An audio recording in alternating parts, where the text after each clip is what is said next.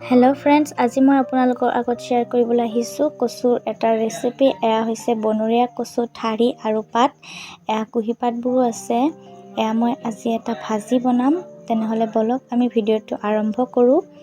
এতিয়া মই এই কচুখিনি সৰু সৰুকৈ টুকুৰা কৰি ল'ম। প্ৰথমতে টুকুৰা কৰি ল'ম মই এইখিনি, তাৰপিছত ধুম, নহ'লে কচু হাতত খুজাবও পাৰে। এতিয়া মই এইখিনি এনেধৰণে কাটি লৈছোঁ, গোটেই সৰু কৰা নাই। কচুখিনি পানী জেগাৰ পৰা নানিব, তেতিয়াহ'লে খজুৱাব পাৰে। মই এয়া শুকান জেগাৰ পৰা উঠাই অনা কচু হয়। এতিয়া মই এইখিনি ভালদৰে ধুই ল'ম।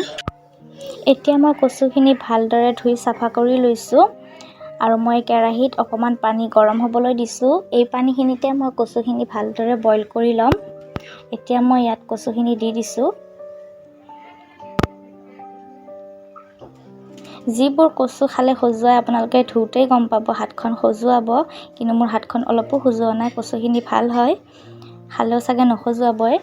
এতিয়া মই গোটেই কচুখিনি দি দিছোঁ আৰু এইখিনি মই 5 মিনিটমানৰ কাৰণে ঢাকনি লগাই সিজিবলৈ দিম।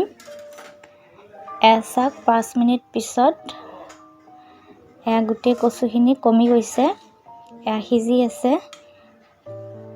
এতিয়া মই এইখিনি গোটেই পানী শুহ যোৱালৈকে গোটেইখিনি ভাজি ল'ম ভালদৰে, পানীটো যাতে গোটেই শুহ যায় কচুত।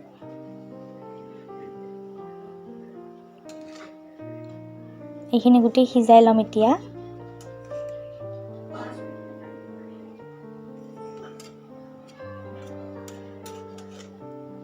কচু খাই কোনে কোনে ভাল পায় এনেদৰে ভাজি কমেণ্ট কৰি জনাবচোন। মই কিন্তু বহুত ভাল পাওঁ। এয়া শুকান মাছ আৰু বিলাহীৰ সৈতে খাব পাৰি, বহুত ভাল লাগে খাই।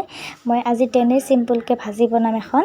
এতিয়া মই এইখিনি পানী শুহ যোৱালৈকে গোটেইখিনি ভালদৰে ভাজি ল'ম, যাতে পানী অকণো নোহোৱা হৈ যায়। ভাজি নহয়, মই বইল কৰি ল'ম, পিছতহে মই ভাজিম। এইখিনি বইল কৰি আছোঁ মই এতিয়া পুনৰ ঢাকনি লগাই দিলোঁ। এয়া চাওকচোন, গোটেই পানীখিনি শুকাই গ'লগৈ, কচুখিনি ভালদৰে বইল হৈ গ'ল। এতিয়া মই এইখিনি কাঁহী এখনত নমাই ল'ম। এয়া মই কাঁহী এখনত কচুখিনি গোটেই নমাই ল'লোঁ আৰু মই এতিয়া এয়া নহৰু আৰু কেঁচা জলকীয়া লৈ লৈছোঁ। মই এইখিনিৰে ভাজিম, পিঁয়াজ ব্যৱহাৰ নকৰোঁ। আপোনালোকে যদি পিঁয়াজ খাই ভাল পায় তেনেহ'লে পিঁয়াজো দিব পাৰে। মই নহৰু আৰু কেঁচা জলকীয়াৰে ভাজিম। এতিয়া মই কেৰাহীটোতে অকণমান সৰিয়হৰ তেল দি দিছোঁ।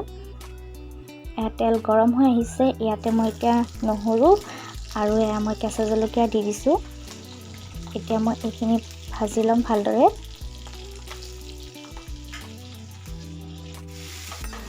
এয়া ভজা হৈ যোৱাত মই এতিয়া কচুখিনি দি দিছোঁ। এয়া বইল কৰি থৈ দিয়া কচুখিনি মই ইয়াত গোটেইখিনি দি দিলোঁ।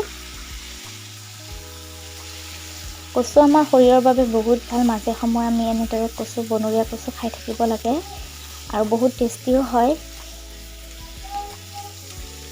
ইয়াত মই বেলেগ একো মছলা ব্যৱহাৰ নকৰোঁ। এতিয়া মই ইয়াতে সোৱাদ অনুসৰি নিমখ আৰু হালধি দিম।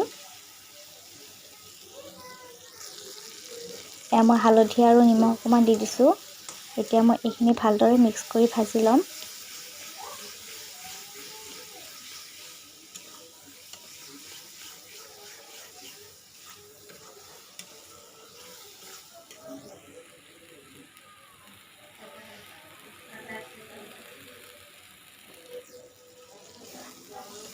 মই এনেদৰে এইখিনি ভাজি লওঁ ভালদৰে।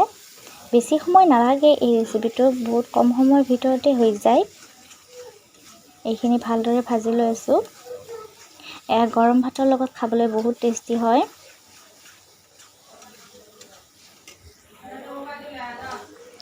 যিসকলে মোৰ চেনেলত নতুন হয়, প্লিজ আপোনালোকে চেনেলটো মোৰ ছাবস্ক্ৰাইব কৰি দিব আৰু ভিডিঅ'টো শেষলৈ চাই থকাৰ বাবে বহুত বহুত ধন্যবাদ। আৰু কোনে কোনে এনেদৰে কচু ভাজি ৰেচিপি খাই পাইছে, প্লিজ কমেণ্ট কৰি জনাবলৈ নাপাহৰিব। তেনেহ'লে আজিলৈ বাই বাই।